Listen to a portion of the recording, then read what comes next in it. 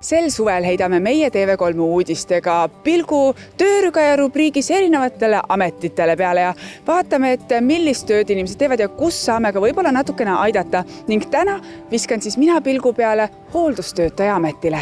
Kui käes on esmaspäev, viskab Mati enda nokamütsi pähe ja kiikab läbi akna, kas Pille on juba teel tema juurde. 85-aastane Mati ei jõua ära oodata, millal hooldustöötaja Pille talle jälle külla jõuab. See annab juba sellise poweri endale sisse, et sa näed juba, kui sa tuled, Mati ootab, müts on peas, nokamüts peas, lehvitad talle, et ma tulen. Ja on veelgi teisi kliente, nii et see ongi nii, et sa oled oodatud, nad juba muretsevad, kui sa jääd natukene, ma ütlen neile vahemikku ja kui sa jääd hiljemaks, kas sinuga midagi juhtus?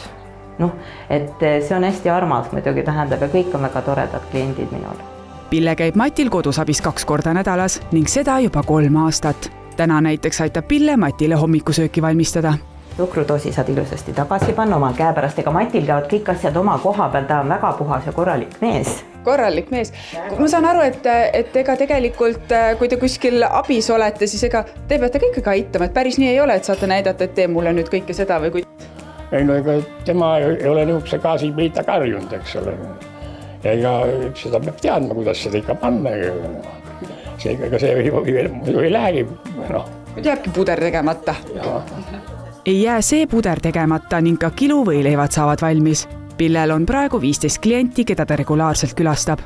Selle tööni jõudsin ma tänu sellele, et abistasin eelnevalt väga palju oma lähedasi ja kui eelnev töö mul nii-öelda ära kadus, siis ma jõudsin järeldus, et ikkagi ma tahan hooldustööd tegema hakata. Paljud minul lähedased ütles, mõtle, see on nii raske töö tegelikult, mida sa omale võtad. Aga ma jõudsin iga kord sellele järeldus, et ma tahan ikkagi seda teha. See töö tähendabki seda, et ma tunnen, et minu kohustus on anda inimestele, et neid toetada. See ongi nagu see teeb päeva heaks. Varem töötas Pille jalatsitööstuses, aga elu tegi oma töö ning nüüd on 62-aastane naine kogu ihu ja hingega hooldustöötaja.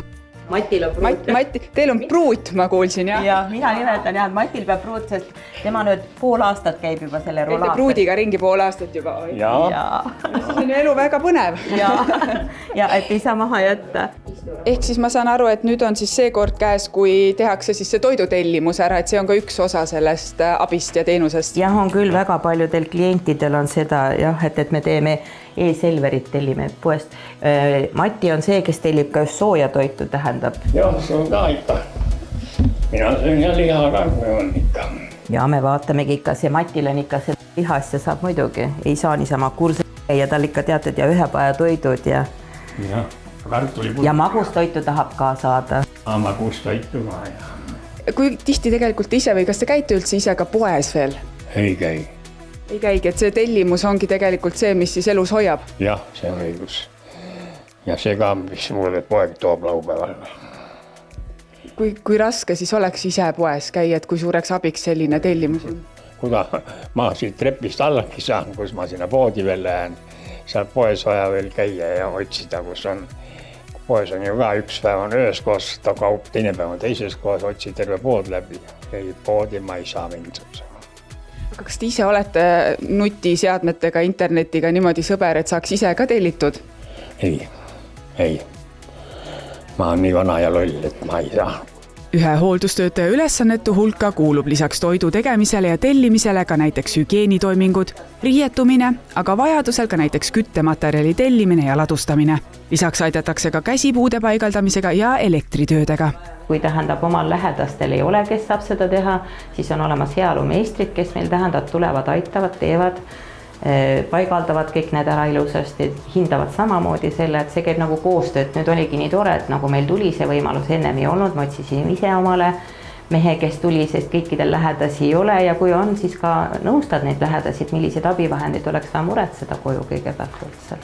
Tallinna koduteenuse keskuses on 162 töötajat, kellest 139 on koduhooldustöötajad. Abi pakutakse Tallinnas pea 1500 inimesele. Lisaks digitaalse maailma sügavustele saab hooldustöötajalt vajadusel abi ka bürokraatia rägastikus. Mul kadus või lõppes see... ID-kaart ära. Sai läbi. ID-kaart oli ka. ID-kaardi epistasin ja siis sai see töö või raske, see puue sai sul läbi. Mul on raske puue, Aga see kaart lõppes ära ja enam ei makstud. kuigi seal oli ka kirjutatud ühele poole, et tähtajatu, aga teisel pool oli vist 8. märts või mis seal oli. Ja ei olnud enam. Ei olnud aprillis, ei mais, ei midagi. Ja siis Mati hakkas kurtma, et ta ei saa millegi pärast raha. Siis mõtlesin, et kuule, et sa siis uurisime asja, tuli välja, et tal oli juba see aegunud.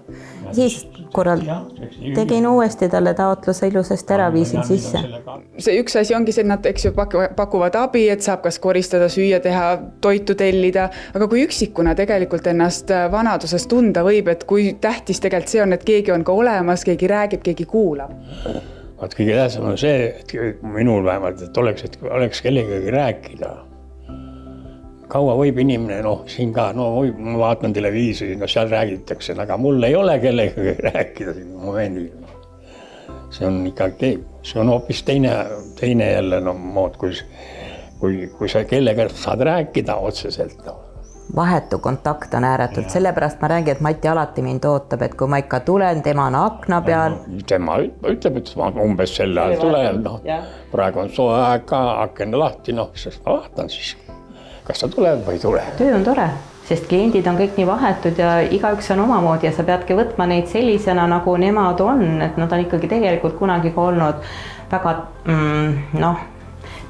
ei ole nendel neid hädasid ja haigusid, et terved, aga ajapikku lihtsalt tuleb, aga sa peadki võtma neid sellisena, nagu nad on. Koduteenuse saamiseks tuleb maksta oma osalus. See summa sõltub sissetulekust ning on maksimaalselt 10 eurot tunnis.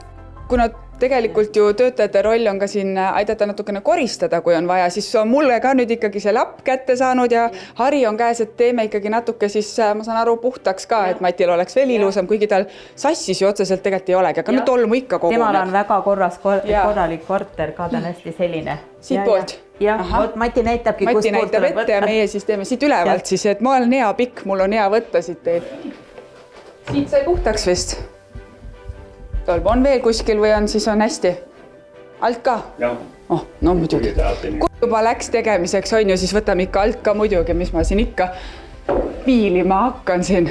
Ja, ega ongi niimoodi, mul on ka kliente, kes sellel ajal, kui mina koristan, siis kliendid käivad kogu aeg, kõnnivad ja ütleb, et kas siit või sealt. Ei ära vaata, ma ei näita, kust kohast koristada, vaid pigem on see, et ma tahan suhelda, rääkida, et ära arva, ma ei kontrolli sind. Just suhtlus ikka jätkuvad. Kuna Mati on tänu oma pruudile päris krapsakas jalutama, siis käivad nad korra nädalas koos Pillega ka õues. Matit ei heiduta ei vihm ega kuumus. Mida see õues käik siis teile annab, mis see tähendab teie jaoks? No see annab mulle ka kindluse, et ma ikka veel olen olemas ja inimesed veel tunnevad mind ja mis ma siin jalutan ära, ega kui ma lähen tuppa, ega ma nii väsinud ei ole, et ma nüüd magama peaks heitma või eks ma puhkan natuke siis peal seda ja ongi kõik.